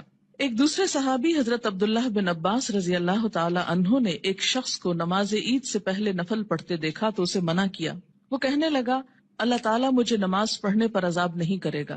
حضرت عبداللہ بن عباس نے فرمایا اللہ تعالیٰ تجھے سنت رسول صلی اللہ علیہ وسلم کی مخالفت کرنے پر ضرور عذاب دے گا، کیونکہ آپ نے کبھی نماز عید سے پہلے عیدگاہ میں نفل نہیں پڑھے تھے. ایسے کاموں سے کیوں اتنی شدت سے روکا گیا؟ کیونکہ اس سے دین بوجھل ہو جاتا ہے. اگر ایک شخص ایک رو میں آ کے کرتا ہے، دوسرا اس کو دیکھ کے کل ایک پورا وہ طریقہ بن جائے گا اور لوگ اس کو اپنے لیے لازم قرار دے دیں گے اور بلا وجہ دین کو بھاری کر لیں گے. ایک اور صحابی حضرت عمارہ بن رویبہ رضی اللہ تعالی عنہ نے خطبہ جمعہ کے دوران حاکم وقت کو ممبر پر ہاتھ بلند کرتے دیکھا تو کہا اللہ خراب کرے ان ہاتھوں کو. میں نے رسول اللہ صلی اللہ علیہ وسلم کو دیکھا ہے کہ اس سے زیادہ نہ کرتے تھے. یعنی جمعے کے خطبے کا بھی ایک خاص سٹائل ہونا چاہیے، اور اپنی انگشت شہادت سے اشارہ کیا کہ انگلی سے زیادہ آپ خطبے کے دوران ہاتھوں کو نہیں اٹھاتے تھے. آج آپ دیکھیے اس سنت کی جب مخالفت ہوتی ہے تو اس کا نتیجہ کیا نکلا ہے کہ لوگ دین سے ہی بھاگنا شروع ہو گئے، کیونکہ بتانے والوں کا انداز اور سٹائل اور بیٹھنا اور گفتگو کرنا یہ سب کچھ دین کے یا حق میں جاتا ہے یا خلاف جاتا ہے. سنت رسول صلی اللہ علیہ وسلم سے محبت کا یہی جذبہ ہم سب کا مذہب ہے، اور اسی جذبے کے تحت یہ احادیث پیش کی جا رہی ہیں. صحابہ کرام کے مذکورہ بالا طرز عمل سے یہ بھی معلوم ہوتا ہے کہ جن مسائل کو ہم فروعی، اختلافی اور غیر اہم سمجھتے ہوئے نظر انداز کر دیتے ہیں، صحابہ کرام کے نزدیک ان کی کتنی اہمیت تھی. حقیقت یہ ہے کہ جو شخص رسول اللہ صلی اللہ علیہ وسلم کے اس فرمان مبارک سے آگاہ ہے، من رغب عن سنتی فلیس منی، یعنی جس شخص نے میری سنت اختیار کرنے سے گریز کیا وہ مجھ سے نہیں، وہ کسی بھی سنت کو معمولی اور غیر اہم سمجھ کر نظر انداز کرنے کی جسارت نہیں کر سکتا. ہمارے ہاں یہ ٹرینڈ بہت عام ہو گیا ہے کہ جو تو قرآن میں لکھا ہے یا جو فرض کے درجے میں ہے وہ تو ہم کر لیں، اور سنت وہ تو معمولی چیز ہے، کوئی فرض تھوڑی ہے. اور ہم نے دیکھا ہے سعودی عرب میں لوگ ایسا نہیں کرتے اور فلاں ملک کے لوگ ایسا نہیں کرتے. تو یاد رکھیے کہ ہمارے لیے نہ سعودی عرب کے لوگ کوئی مثال ہیں اور نہ کسی اور ملک کے. ہمارے لیے تو مثال 1400 سال پیچھے جاتی ہے نبی اکرم صلی اللہ علیہ وسلم کی ذات میں.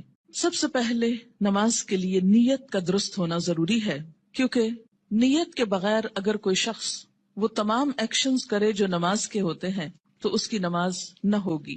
کسی بھی عمل کے اجر و ثواب کا دار و مدار نیت پر ہے. حضرت عمر بن خطاب رضی اللہ تعالی عنہ کہتے ہیں، میں نے رسول اللہ صلی اللہ علیہ وسلم کو فرماتے ہوئے سنا کہ اعمال کا دار و مدار نیت پر ہے. ہر شخص کو وہی ملے گا جس کی اس نے نیت کی، لہٰذا جس نے دنیا حاصل کرنے کی نیت سے ہجرت کی اسے دنیا ہی ملے گی. جس نے کسی عورت سے نکاح کرنے کی غرض سے ہجرت کی اسے عورت ہی ملے گی. بس مہاجر کی ہجرت کا صلہ وہی ہے جس کے لیے اس نے ہجرت کی. یعنی ہجرت جیسا بڑا نیکی کا کام بھی زیادہ فائدہ مند نہیں اگر اللہ کے لیے نہ ہو. فتنہ دجال سے بھی بڑا فتنہ دکھاوے کی نماز ہے. دکھاوے کی نماز.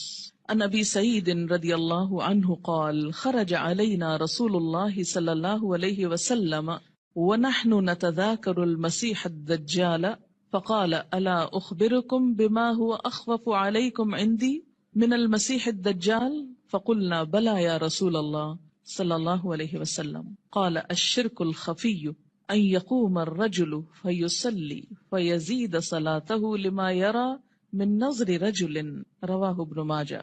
حضرت ابو سعید رضی اللہ عنہ کہتے ہیں کہ ہم مسیح دجال کا ذکر کر رہے تھے، اتنے میں رسول اللہ صلی اللہ علیہ وسلم تشریف لائے اور فرمایا، کیا میں تمہیں دجال کے فتنے سے زیادہ خطرناک بات سے آگاہ نہ کروں؟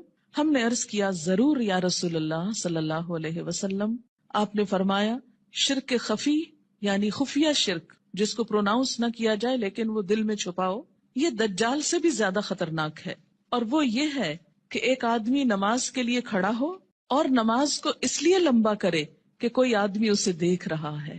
یعنی تنہائی میں نماز پڑھے تو چھوٹی سی پڑھ لے، کل ہو اللہ پڑھ کے ختم کر دے. اور اگر لوگوں کے بیچ میں پڑھ رہا ہے، لوگوں کے ساتھ پڑھ رہا ہے، تو صرف اس لیے لمبی کر دے کہ لوگ دیکھیں گے تو پھر ان کے نزدیک میں بہت نیک کہلاؤں گا. اسے شرک بھی کہا گیا، یعنی شرک خفی، اور اسے دجال کے فتنے سے زیادہ بدترین چیز قرار دیا گیا. اور یہ بندوں کو بھی دھوکہ دینا ہے اور اللہ کو بھی. منافقین کی ایک صفت ہم نے قرآن پاک میں پڑھی تھی کہ یخادعون اللہ والذین آمنوا، یعنی اپنے ساتھ والوں کو دھوکہ دینے کی بات ہے نا، کہ وہ سمجھیں گے کہ میں اتنا اچھا نمازی ہوں جبکہ ہوں نہیں، تنہائی میں پڑھوں تو کچھ اور پڑھتا ہوں. وما یخدعون الا انفسهم، ایسے لوگ محض اپنے آپ ہی کو دھوکہ دیتے. تو جیسی ہم اکیلے میں پڑھتے ہیں ویسی اگر سب کے سامنے پڑھ لیں گے تو کوئی ہم کو نہیں مارے گا. ہو سکتا ہے کوئی نوٹس بھی نہ کر رہا ہو ہم کیا کر رہے ہیں. کسی کو اتنی فرصت کہاں کہ وہ سب اپنے کام چھوڑ کے صرف یہ دیکھے کہ اس کی نماز کتنی لمبی اور چھوٹی. یہ محض شیطان کا خیال ہوتا ہے جو ہمارے نیک عمل کو بھی برباد کر دیتا ہے. دکھاوے کی نماز شرک ہے. ان شداد ابن اوس رضی اللہ عنہ قال سمعت رسول اللہ صلی اللہ علیہ وسلم یقول من صلی یرائی فقد اشرک ومن صام یرائی فقد اشرک ومن تصدق یرائی فقد اشرک. رواہ احمد. حضرت شداد بن اوس رضی اللہ عنہ کہتے ہیں، میں نے رسول اللہ صلی اللہ علیہ وسلم کو فرماتے ہوئے سنا ہے، جس نے دکھاوے کی نماز پڑھی اس نے شرک کیا، جس نے دکھاوے کا روزہ رکھا اس نے شرک کیا، جس نے دکھاوے کا صدقہ کیا اس نے شرک کیا. اسے احمد نے روایت کیا ہے. نماز کی فرضیت. نماز اسلام کا دوسرا اہم رکن ہے. عن ابن عمر رضی اللہ عنہما قال قال رسول اللہ صلی اللہ علیہ وسلم بنی الاسلام علی خمس شہادت ان لا الہ الا اللہ وان محمدا رسول اللہ واقام الصلاۃ وایتاء الزکاۃ والحج وصوم رمضان. رواہ البخاری. حضرت عبداللہ بن عمر رضی اللہ عنہ کہتے ہیں کہ رسول اللہ صلی اللہ علیہ وسلم نے فرمایا، اسلام کی بنیاد 5 چیزوں پر رکھی گئی ہے. اس بات کی شہادت، گواہی کہ اللہ کے سوا کوئی الہ نہیں اور محمد صلی اللہ علیہ وسلم اللہ کے رسول ہیں. نمبر 2 نماز قائم کرنا. نمبر 3 زکوٰۃ ادا کرنا. نمبر 4 حج کرنا. نمبر 5 رمضان کے روزے رکھنا. اسے بخاری نے روایت کیا ہے. ہجرت سے قبل 2 رکعت اور ہجرت کے بعد 4 رکعت نماز فرض ہوئی. یعنی نماز کی فرضیت کیسے ہوئی؟ مکہ میں کیسے تھی؟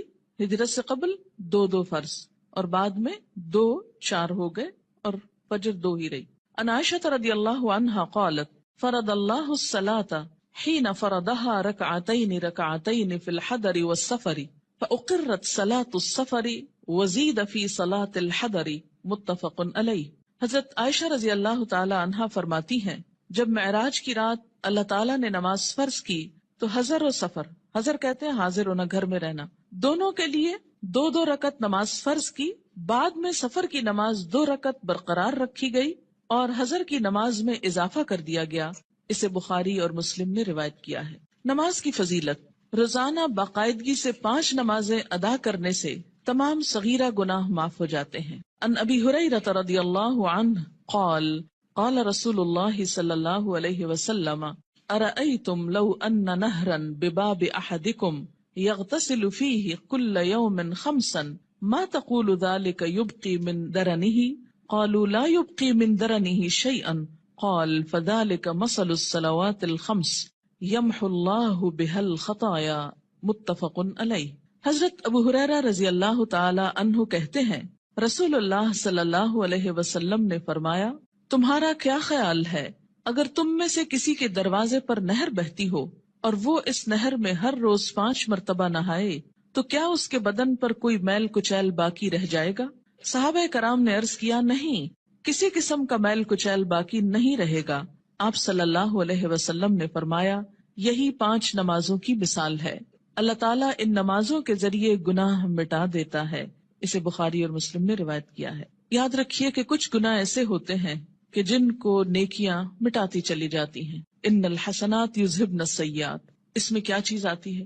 مثلاً آپ کے ہاتھوں کو ڈسٹ اور چھوٹی موٹی گندگی لگ جاتی ہے کام کرتے ہوئے، جب آپ پانی سے دھوتے ہیں تو وہ ڈسٹ خود بخود بہہ جاتی۔ کچھ چکنائی وغیرہ کے داغ ایسے ہوتے ہیں کہ جو صرف پانی سے نہیں دھلتے، اس کے لیے آپ کو صابن استعمال کرنا پڑتا ہے۔ کچھ داغ ایسے ہوتے ہیں پینٹ وغیرہ کے کہ جو صرف پانی اور صابن سے نہیں دھلتے، ان کے لیے آپ کو مخصوص قسم کا سولوشن استعمال کرنا ہوتا ہے جو ان دھبوں کو دور کر دے۔ اسی طرح روحانی نجاستیں اور گناہ، ان کی بھی کچھ قسمیں ایسی ہیں کہ جو خود بخود نیکیوں سے مٹتی چلی جاتی ہیں، کچھ کے لیے عبادات کفارے کا ذریعہ بنتی ہیں، لیکن کچھ گناہ ایسے ہیں کہ جن کے داغ بہت سخت ہیں اور ان کے لیے خصوصی عمل، توبہ استغفار، ان گناہوں کا کفارہ اور مداوع ضروری ہوتا ہے۔ جب تک ان پہ مثلاً حد جاری نہ ہو جائے یا کفارہ نہ دے دیا جائے یا بطور خاص اس کی توبہ اور اصلاح نہ کر لی جائے تو وہ گناہ معاف نہیں ہوتے۔ تو اسی لیے اس حدیث کا یہ جو معنی کیا گیا ہے یمحو اللہ بہا الخطایا، تو خطایا سے مراد کیا ہے؟ عام چھوٹے موٹے گناہ جو انسان ہونے کے ناطے بھول چوک کر اچانک انسان سے سرزد ہو جاتے ہیں۔ آپ منہ سے کچھ کہنے چلے تھے، کچھ اور کہہ بیٹھے، آپ کی نیت نہیں تھی، ارادہ نہیں تھا، اچانک ہی کچھ ہو گیا، پھر احساس ہوتا ہے، پھر آپ دوبارہ اس کی اصلاح کرتے ہیں، لیکن بسا اوقات وہ بھی بھول جاتے ہیں۔ تو ایسے میں کیا ہے کہ جو چیزیں انجانے میں نہ چاہتے ہوئے انسان سے ہو جائیں تو اللہ تعالیٰ انسان کے گناہوں کو مختلف عبادات کے ذریعے دھوتا رہتا ہے۔ نماز گناہوں کی آگ کو ٹھنڈا کرتی ہے۔ ان انس بن مالک رضی اللہ عنہ قال قال رسول اللہ صلی اللہ علیہ وسلم ان للہ ملکا ینادی عند کل صلاة یا بنی آدم قوموا الی نیرانکم التی اوقدتموها فاطفئوها رواہ الطبرانی فی الاوسط۔ حضرت انس بن مالک رضی اللہ تعالی عنہ کہتے ہیں رسول اللہ صلی اللہ علیہ وسلم نے فرمایا ہر نماز کے وقت اللہ تعالیٰ کا مقرر کردہ فرشتہ پکارتا ہے لوگو اٹھو اس آگ کو بجھانے کے لیے جسے تم نے اپنے گناہوں سے جلایا ہے، یعنی انسان کے گناہ انسان کے لیے جہنم کی آگ تیار کرتے ہیں، لیکن جب انسان نماز پڑھتا ہے آگ بجھ جاتی۔ 5 نمازیں باقاعدگی سے ادا کرنے والا قیامت کے دن صدیقین اور شہداء کے ساتھ ہوگا۔ ان عمر بن مرۃ الجہنی رضی اللہ عنہ قال جاء رجل الى النبی صلی اللہ علیہ وسلم فقال یا رسول اللہ ارأیت ان شہدت ان لا الہ الا اللہ وانک رسول اللہ وصلیت الصلوات الخمس وادیت الزکاة وصمت رمضان وقمته فممن انا قال من الصدیقین والشہداء رواہ ابن حبان۔ حضرت عمر بن مرہ جہنی رضی اللہ تعالی عنہ کہتے ہیں کہ ایک آدمی نبی اکرم صلی اللہ علیہ وسلم کی خدمت میں حاضر ہوا اور عرض کیا یا رسول اللہ بتائیے اگر میں گواہی دوں کہ اللہ کے سوا کوئی الہ نہیں، آپ اللہ کے رسول ہیں، اور 5 نمازیں ادا کروں، زکوٰۃ دوں، رمضان کے روزے رکھوں اور رمضان میں قیام بھی کروں یعنی تراویح بھی پڑھوں، تو میرا شمار کن لوگوں میں ہوگا؟ آپ صلی اللہ علیہ وسلم نے ارشاد فرمایا صدیقین اور شہداء میں۔ اسے ابن حبان نے روایت کیا ہے۔ یعنی فرائض کا پورا کرنے والا بلند درجے رکھتا ہے، الا یہ کہ وہ بندوں کے حقوق میں ایسی کمی کرے کہ جس سے اس کے فرائض کا اجر بھی ختم ہو جائے۔ رات کی تاریکی میں مسجد میں آنے والے نمازیوں کے لیے قیامت کے دن مکمل نور کی خوشخبری ہے۔ ان بریدہ رضی اللہ عنہ ان النبی صلی اللہ علیہ وسلم قال بشر المشائین فی الظلم الى المساجد بالنور التام یوم القیامہ، رواہ ابو داود والترمذی۔ حضرت بریدہ رضی اللہ تعالی عنہ روایت کرتے ہیں کہ نبی اکرم صلی اللہ علیہ وسلم نے فرمایا اندھیرے میں مسجدوں کی طرف چل کر جانے والوں کو قیامت کے دن مکمل روشنی کی خوشخبری دے دو۔ یہ تو آپ سب جانتے ہیں نا کہ حشر کے میدان میں بہت اندھیرا ہوگا، لیکن کچھ لوگوں کے پاس نور ہوگا، کچھ کے پاس ہوگا پھر چھین لیا جائے گا منافقوں سے۔ اور یہ نور کون سا نور ہوگا؟ انسان کے اپنے اعمال کا، اور اس نور کو بڑھانے والی چیز نماز ہے، اور خصوصاً رات کے اندھیرے میں مسجد جانے والوں کے لیے خوشخبری ہے۔ عورتوں کے لیے گھر میں ہی یہ نماز پڑھنے کا اجر ہے، اور اگر وہ مسجد نہیں بھی جا پاتی تو انشاءاللہ پابندی سے نماز ادا کرنے کی صورت میں وہ اس اجر سے محروم نہیں رہیں گی۔ نور کی وہ دعا بھی سکھائی گئی نا کہ ربنا اتمم لنا نورنا، اللہ ہمارا نور ہم پہ مکمل کر دے، کہ حشر کے میدان میں یہ دعا مانگیں گے اہل ایمان اس پریشانی سے کہ کہیں ان کا نور ان سے چھین نہ لیا جائے۔ مسجد میں آنے والے نمازی اللہ کے ملاقاتی ہیں جن کی اللہ تعالیٰ عزت فرماتا ہے۔ وَأَن سلمان رضی اللہ عنہ ان النبی صلی اللہ علیہ وسلم قال من تودأ فی بیتہ فاحسن الوضوء ثم اتى المسجد فهو زائر اللہ وحق علی المزور ان یکرم الزائر، رواہ الطبرانی۔ حضرت سلمان رضی اللہ تعالی عنہ سے روایت ہے کہ نبی اکرم صلی اللہ علیہ وسلم نے فرمایا جس نے اپنے گھر میں اچھی طرح وضو کیا اور پھر مسجد میں آیا وہ اللہ کا ملاقاتی ہے، اور میزبان کے لیے ضروری ہے کہ وہ اپنے ملاقاتی کی عزت کرے۔ قیامت کے دن ایسے لوگوں کو عزت کے ساتھ جنت میں رکھا جائے گا، عزت کا لباس پہنایا جائے گا اور عزت کا مقام دیا جائے گا۔ وَلَهُمْ أَجْرٌ کریم کی جو بات آتی ہے، کریم عزت والا۔ نماز کی اہمیت۔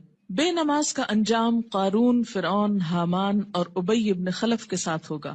ان عبداللہ بن عمرو بن العاص رضی اللہ عنہما ان النبی صلی اللہ علیہ وسلم انہ ذکر الصلاة یوما فقال من حافظ علیہا كانت له نورا وبرهانا ونجاة يوم القيامة ومن لم يحافظ عليها لم يكن له نورا ولا برهانا ولا نجاة وكان يوم القيامة مع قارون وهامان وفرعون وأبي بن خلف، رواه ابن حبان۔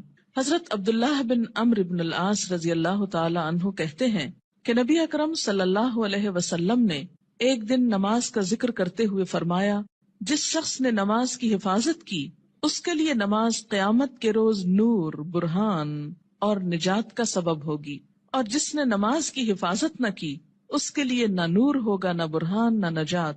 نیز قیامت کے روز اس کا انجام قارون، فرعون، حامان اور ابی ابن خلف کے ساتھ ہوگا۔ اسے ابن حبان نے روایت کیا ہے۔ یہاں پر نماز کی حفاظت کا ذکر ہے، پابندی وقت بھی مراد ہے، رکوع اور سجود وغیرہ کی حفاظت بھی، اپنے دل اور خیالات کی حفاظت بھی، طہارت کی حفاظت بھی۔ تو ایسی نماز پڑھنے والے کی اللہ تعالیٰ بھی حفاظت فرمائیں گے، اور قیامت کے دن اس کے لیے یہ نماز سراسر فائدے کا سبب ہوگی۔ اور اگر نہیں تو ایسا شخص فرعون، قارون جو مال کی محبت میں گرفتار تھا، کیونکہ عموماً انسان نمازوں کی پرواہ کیوں نہیں کرتا؟ مال کی محبت میں گرفتار ہو کر۔ فرعون حکومت اور جاہ و مال کی وجہ سے، تکبر کی وجہ سے۔ حامان جو اس کا مشیر تھا، جو فرعون کی خوشنودی حاصل کرنے کے لیے اسی کے دین پر تھا اور اسی کا مددگار اور وزیر تھا۔ آج بھی دنیا میں بہت سے ایسے لوگ ہیں جو اپنے بڑوں کی خوشنودی حاصل کرنے کے لیے اپنے کسی باس کی یا کسی بڑے کی اس کا کام کرتے کرتے یا اس کی خوشامد کرتے کرتے اللہ تعالیٰ کا یہ حق بھول جاتے ہیں۔ اور اسی طرح ابی ابن خلف اسلام دشمنوں میں سے تھا، یعنی ایسا شخص جو نماز کی حفاظت نہ کرے پھر اسے صدیقین اور شہداء کے ساتھ ہونے کی بجائے ایسے مجرموں کے ساتھ رکھا جائے گا۔ اسلام اور کفر کے درمیان حد فاصل نماز ہے۔ عن جابر رضی اللہ عنہ قال قال رسول اللہ صلی اللہ علیہ وسلم بین الرجل و بین الشرک والکفر ترک الصلاۃ، رواہ مسلم۔ حضرت جابر رضی اللہ عنہ سے روایت ہے کہ رسول اللہ صلی اللہ علیہ وسلم نے فرمایا، آدمی اور شرک یا کفر کے درمیان حد فاصل ترک نماز ہے، یعنی نماز کا پڑھنا یا چھوڑنا اس کو ایک طرف یا دوسری طرف لے آتا ہے۔ اسے مسلم نے روایت کیا ہے۔ مثلاً ایک شخص مسلمان ہے، اسلام کی حفاظت میں ہے، یہ حفاظت جو ہے یہ نماز کے ساتھ ہے، یا یوں کہیے کہ نماز ہی کی یہ باؤنڈری۔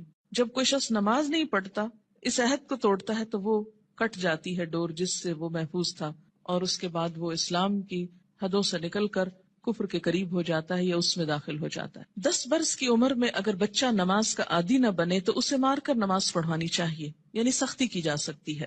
عن عمرو بن شعیب عن ابیہ عن جدہ رضی اللہ عنہما قال قال رسول اللہ صلی اللہ علیہ وسلم مروا اولادکم بالصلاة وهم ابناء 7 سنین واضربوهم علیہا وهم ابناء 10 سنین وفرقوا بینہم فی المضاجع، رواہ ابو داود۔ حضرت عمر اپنے باپ شعیب سے اور شعیب اپنے دادا عبداللہ بن عمرو بن عاص سے روایت کرتے ہیں کہ رسول اللہ صلی اللہ علیہ وسلم نے فرمایا، جب تمہارے بچے 7 برس کے ہو جائیں تو انہیں نماز پڑھنے کا حکم دو، جب 10 برس کے ہو جائیں اور نماز باقاعدگی سے نہ پڑھیں تو نماز پڑھانے کے لیے انہیں مارو، نیز 10 برس کی عمر کے بچوں کو علیحدہ علیحدہ بستروں پر سلاؤ۔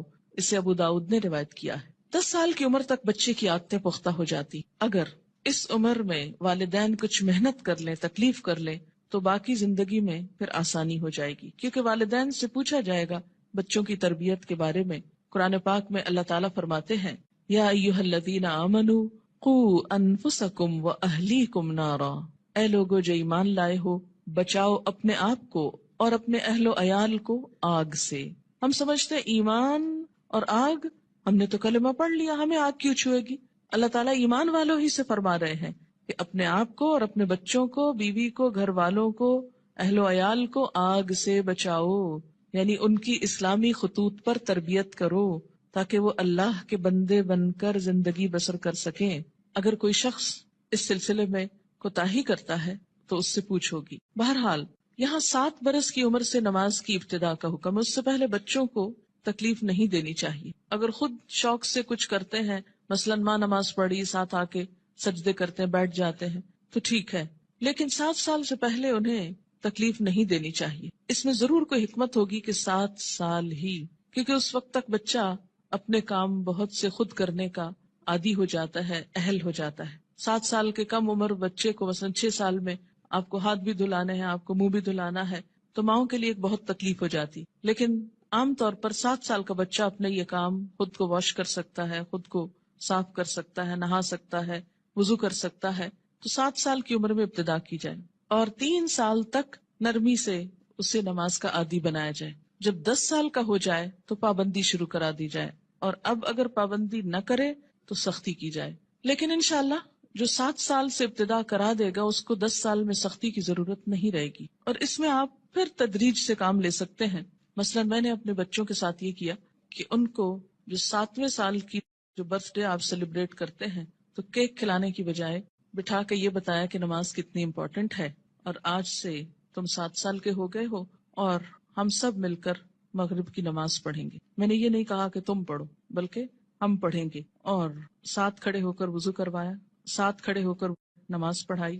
اس سے بچے کو کچھ بھی مشکل نہیں ہوئی۔ نماز سے پہلے وضو ایک مشکل کام ہوتا ہے، جو وہ مرحلہ پار کر جائے اس کے لیے اگلا مرحلہ آسان ہو جاتا ہے۔ تو مائیں اگر وضو کرتے وقت تھوڑا سا وقت 5-7 منٹ لگائیں اور ساتھ وضو کرائیں، اس سے وضو کی بھی اصلاح ہوگی انشاءاللہ، کہ دیکھا جائے گا کہ وہ اپنے کپڑے تو نہیں بھگو رہے یا باتھ روم تو نہیں بھگو رہے، کیونکہ بہت دفعہ دیکھنے میں آتا ہے اب تک کہ بچے تو کیا، بڑے بڑے میچور لوگ جب کسی واش روم سے نکلتے ہیں تو سارا واش روم یوں لگتا ہے جیسے کوئی نہا کے نکلا ہو یہاں سے۔ کبھی سمجھ نہیں آئی کہ اس قدر پانی گرانے کی کہ جو سنک سے باہر زمین پر بھی پورا پھیل جائے اور کپڑے بھی اور سب کچھ گندا کرے، اس کی آخر کیا وجہ ہے اور اس کی ضرورت کیا ہے؟ جب ہم وضو کرتے ہیں تو نہاتے تو نہیں ہیں، لیکن منظر باتھ روم میں نہانے کا ہی نظر آتا ہے۔ خیر، اب دیکھیں کہ بچوں کو جب وضو کرائیں تو اس وقت بھی انہیں بتائیں کہ پانی بہت نہیں استعمال کرنا اور کس طریقے سے وہ کریں گے. انشاءاللہ اس کا طریقہ آگے پورا آئے گا، آپ اپنا سب چیک کر لیجئے، بچوں کا بھی کر لیجئے.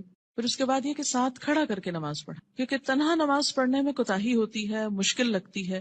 جب ساتھ ماں ہوتی ہے تو بچے کو بہت ڈھارس ہوتی اور آسانی سے نماز پڑھ لیتے ہیں. ایک آدھ مہینہ آپ صرف ایک ہی نماز پڑھائیں، پھر اس کے بعد عصر کی ساتھ شروع کر لیں، پھر ظہر کی کر لیں. ظہر میں اگر صرف فرض بھی پڑھ لیں تو کافی ہے. پھر اسی طرح عشاء پر لے آئیں، پھر فجر پر. 10 سال کی عمر تک اگر وہ اپنی مرضی سے فجر اٹھ کے پڑھ لیتے ہیں تو کوئی بات نہیں، لیکن 10 سال کے بعد پھر فجر سورج نکلنے سے پہلے، اور پھر آہستہ آہستہ سنت کی رغبت بھی. فجر کی تو سنت خیر پڑھی ہی جائے گی، لیکن باقی نمازوں میں آہستہ آہستہ رغبت، حتیٰ کہ جب بالغ ہوں، 12 سال 13 14، مختلف بچوں کی مختلف بلوغت کی عمر ہوتی ہے، تو اس وقت پھر ان کو دین کی ایسی باتیں ساتھ پڑھائیں کہ جس سے ان کے دل میں سنت پڑھنے کی، نفل پڑھنے کی محبت پیدا ہو جائے، اور وہ نماز سے بھاگے نہیں بلکہ نماز سے محبت کرے، ایسی ہی جیسے اللہ کے رسول صلی اللہ علیہ وسلم فرماتے تھے، اٹھو بلال، نماز قائم کرو اور ہمیں راحت پہنچاؤ. کہ نماز ایک خوشی کی خبر بن جائے، نہ کہ ایک پریشانی کی. اور اس میں تھوڑی سی محنت کی ضرورت ہے. اگر کوئی بچہ محنت کے باوجود، کوشش کے باوجود نہ پڑھنے کی طرف آئے تو پھر خصوصی طور پر دعا مانگے. نفل حاجت کے پڑھ کر خصوصی دعا بچے کے لیے مانگے کہ اللہ تعالیٰ اس کے لیے یہ کام آسان کر دے اور اس کے دل میں یہ محبت پیدا کر دے. آپ دیکھیں کہ اگر آپ بچوں کو نماز کا عادی کر دیں گے تو آپ کو کتنا فائدہ ہے کہ ہر نماز میں جب وہ پڑھیں گے ربنا اغفر لی ولوالدی، یعنی ہر نماز کے اندر وہ آپ کے لیے دعائیں کریں گے. ربنا اغفر لی ولوالدی، اللہ مجھ کو معاف کر دے اور میرے والدین کو کر دے. مفت کی دعائیں ملتی جائیں گی ساری زندگی. دنیا سے چلے بھی جائیں تو پیچھے سے بچے دعائیں کریں گے، ورنہ الگ سے کس کو یاد رہتا ہے کہ وہ دعا کرے. اور ایسے ہی بچے پھر ماں باپ کے لیے صدقہ جاریہ ہو جاتے ہیں. صرف نماز عصر کا فوت ہونا ایسا ہے جیسے کسی کا مال اور اہل و عیال لٹ جائے. عن ابن عمر رضی اللہ عنہما قال قال رسول اللہ صلی اللہ علیہ وسلم الذي تفوته صلاة العصر فكأنما وتر اہلہ ومالہ، متفق علیہ. حضرت عبداللہ بن عمر سے روایت ہے، رسول اللہ صلی اللہ علیہ وسلم نے فرمایا، جس شخص کی نماز عصر فوت ہو جائے اس کی حالت اس شخص کی طرح ہے جس کا اہل و عیال اور مال و اسباب ہلاک ہو گیا ہو. صرف نماز عصر قضا کرنا ایسا ہے گویا کسی کا گھر گر جائے، بال بچے سب مر جائیں اس میں، اور پورا مال بھی تباہ ہو جائے، یا گھر والوں سمیت گھر کو آگ لگ جائے اور ہر چیز راکھ ہو جائے. ایسا حادثہ اگر کہیں ہو جائے تو انسان دنوں یاد رکھتا ہے، لیکن نماز قضا کر کے کتنا دکھ اور تکلیف ہم محسوس کرتے ہیں وہ ہم سب اپنے دلوں سے پوچھ سکتے ہیں. یہ نقصان دنیا میں نظر نہیں آتا اس لیے دکھ بھی نہیں ہوتا، آخرت کے دن یہ نقصان نظر آئے گا اور تلافی کی کوئی صورت نہ ہوگی، کوئی موقع نہ ہوگا. اچھا، یہ جو حدیث ہے یہ بخاری اور مسلم نے روایت کی ہے، یعنی متفق علیہ حدیث ہے، یعنی کوئی ایسی کھیل مذاق کی بات نہیں ہے کہ ایسے ڈرا رہے. نماز سے غفلت کی سزا. حضرت سمرہ بن جندب رضی اللہ تعالی عنہ روایت کرتے ہیں کہ آن حضور صلی اللہ علیہ وسلم اپنے اصحاب سے پوچھا کرتے، کیا تم میں سے کسی نے کوئی خواب دیکھا ہے؟ سمرہ کہتے ہیں پھر اللہ تعالیٰ جس کے لیے چاہتا وہ اپنا خواب بیان کرتا، یعنی اللہ کے اذن سے لوگ اپنا خواب بیان کرتے. ایک دن صبح کے وقت